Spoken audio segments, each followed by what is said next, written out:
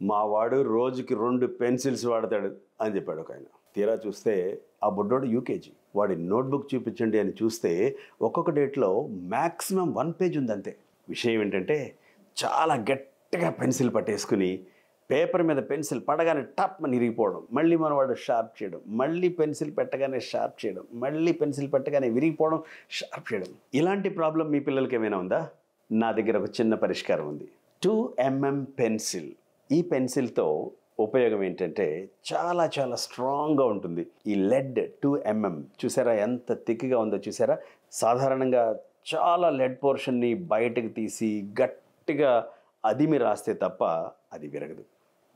కొంచెం లెడ్ పోర్షన్ని తీసుకుని ఇలా రాస్తే అస్సలు విరగకుండా జాగ్రత్తగా రాయడానికి వీలవుతుంది. లెడ్స్ కూడా చాలా చాలా స్ట్రాంగ్ ఉంటాయి. సో చాలా ఒత్తిపట్టి రాసే పిల్లలకి ఇదొక మంచి పరిష్కారం.